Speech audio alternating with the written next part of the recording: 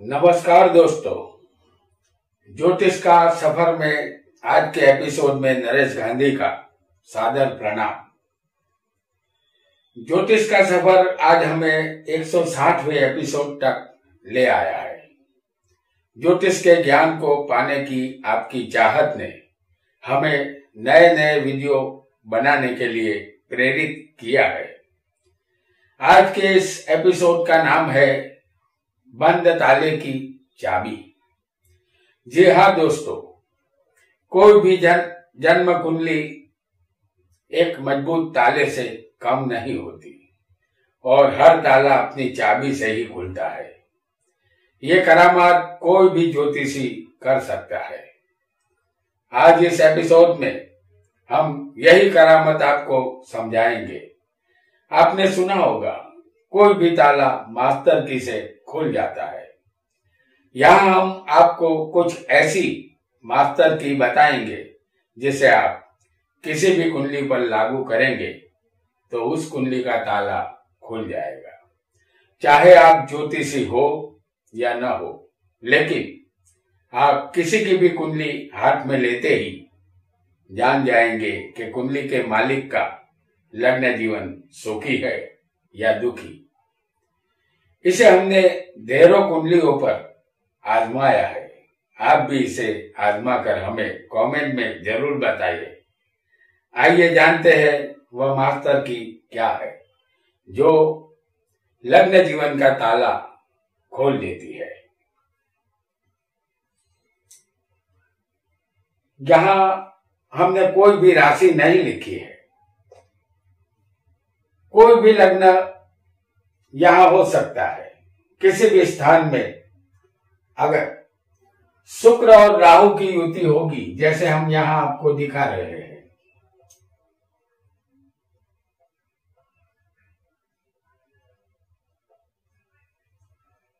शुक्र और राहु की युति अगर किसी भी स्थान में किसी को हो, चाहे वो स्त्री की कुंडली हो या पुरुष की, उनका लग्न जीवन मधुर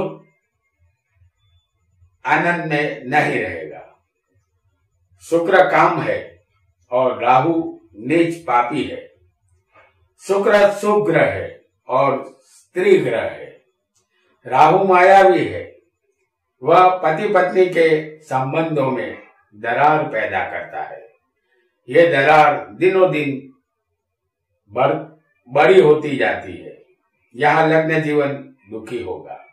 जातक का लग्न जीवन कुंडली हाथ में लेते ही आपको पता चल जाए, ऐसा योग है शुक्र और राहु का। इस योग को हमेशा ध्यान में रखिएगा, क्योंकि ये जो योग है वो लग्न जीवन सुखी नहीं रखता। आइए जानते हैं एक दूसरे योग को। किसी भी कुंडली में समझ लीजिए कि अगर कर्क लग्न हो तो सप्तम स्थान में जो राशि आएगी वो मकर होगी। सप्तम स्थान पति पत्नी का है। अगर किसी का भी कर्क लग्न हो तो आप जान जाइए, जातक अपनी पत्नी का सुख पाने के लिए लालायित रहेगा, लेकिन सुख की कामना फलीभूत नहीं होगी, क्योंकि यहाँ शनि 7वें का और 8वें स्थान का भी मालिक बनता है। तो शनि दुख और मृत्यु का कारक है। कर्क लग्न वाले जातक जातिका को लग्न के बाद दुख ही हाथ लगता है। इस लग्न वाले जातक शायद ही सुखी बनते हैं। आइए आगे बढ़ते हैं। कर्क लग्न जीवन के लिए अच्छा नहीं माना गया। यहां कोई भी लग्न हो, केंद्र में और 7वें पापी ग्रह हो, जैसे हम आपको दिखा रहे हैं कि केंद्र में अगर पापी ग्रह हो, जैसे सूर्य सप्तम स्थान में, मंगल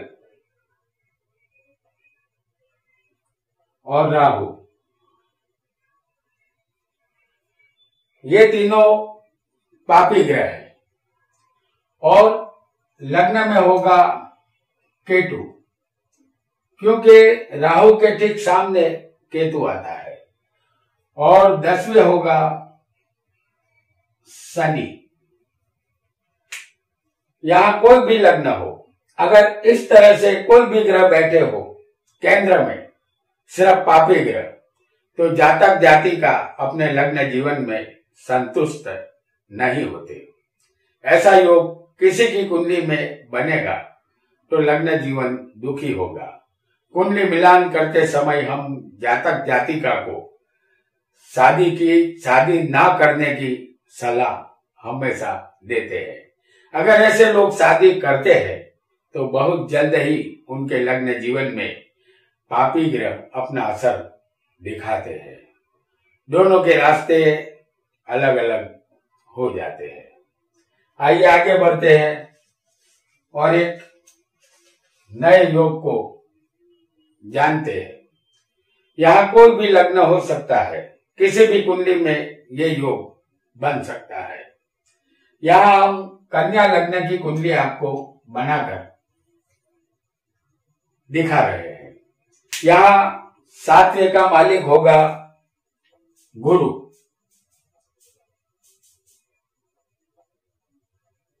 यहाँ पर मीन राशि आएगी और 7वें का मालिक बनता है गुरु। अगर वह 8वें चला जाए अष्टम स्थान में, जहां मेष राशि होगी, सप्तम का मालिक अगर अष्टम स्थान में बैठ जाएगा तो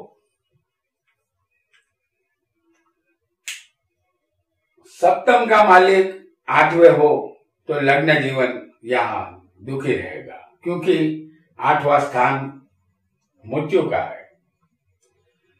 जीवन साथी की मृत्यु की संभावना यहां रहेगी, या ये स्थान लंबी बीमारी का भी है, तो जीवन साथी को बीमारी का भय रहेगा और यहां तलाक की नौबत भी आ सकती है।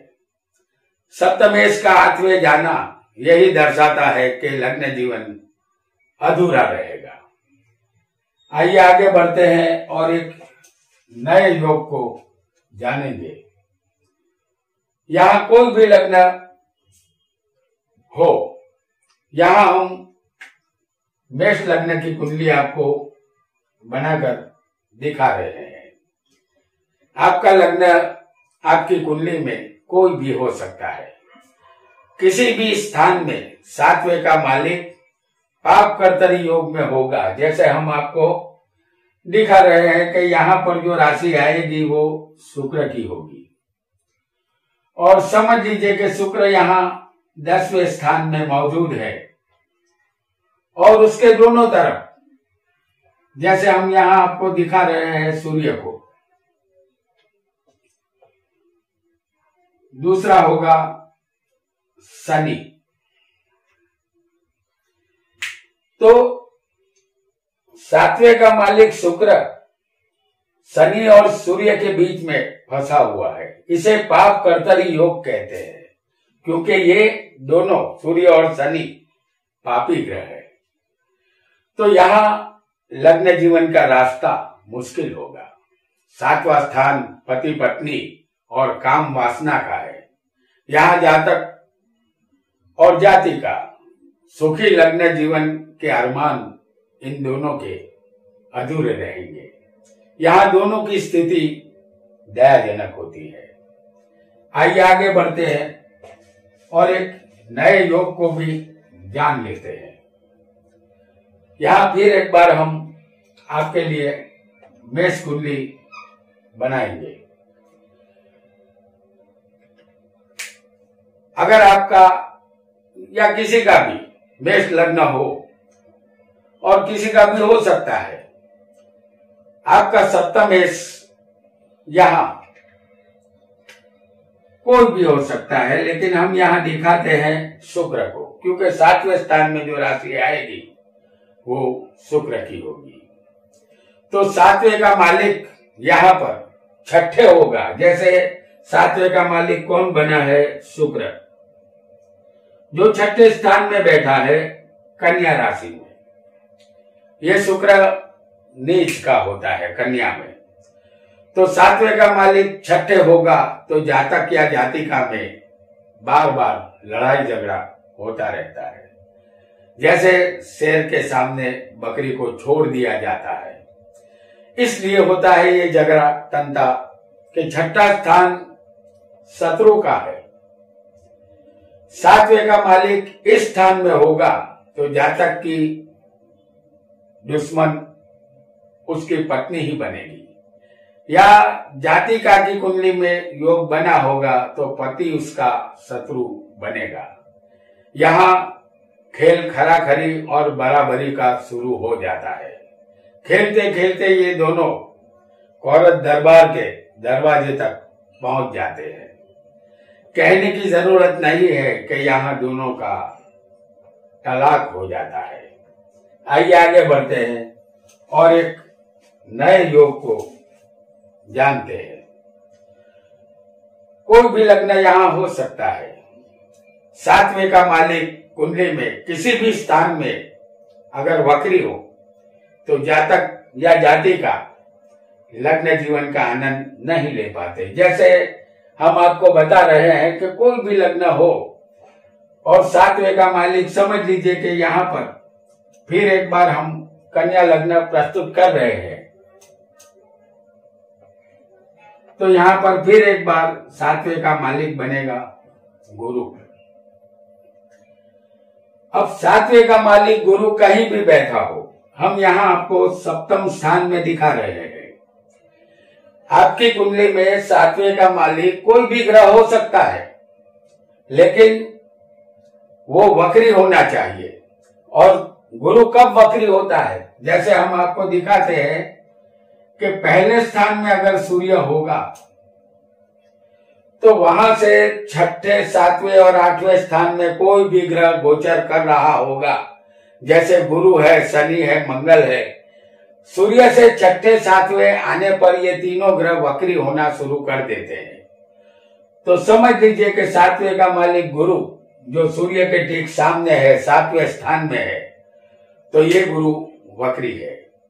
और 7वें का मालिक कोई भी ग्रह बन सकता है, मंगल, गुरु और शनि। ये तीनों ग्रह तब वक्री होते हैं जब सूर्य के ठीक छठे, 7वें और 8वें ये तीनों आ जाते हैं और उनका भ्रमण शुरू हो जाता है। उस समय ये ग्रह वक्री होते हैं, तो गुरु को यहाँ वक्री माना जाएगा।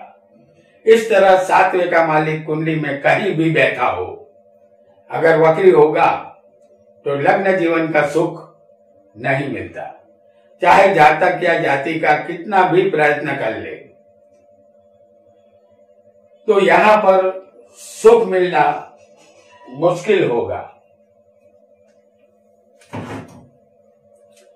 तो दोस्तों, आज हमने इस एपिसोड में बंद ताले की चाबी जो एक मास्टर की है उसके विषय में जाना। ये मास्टर की हम हजारों कुंडलियों पर आजमा चुके हैं। आप भी इसे आजमाए और हमें कमेंट में बताएं कि हम मेहनत से जो वीडियो बनाते हैं तो एक लाइक बनता है, और वीडियो अच्छा लगा हो तो सब्सक्राइब जरूर करें। आज इतना ही। आपका बहुत बहुत धन्यवाद।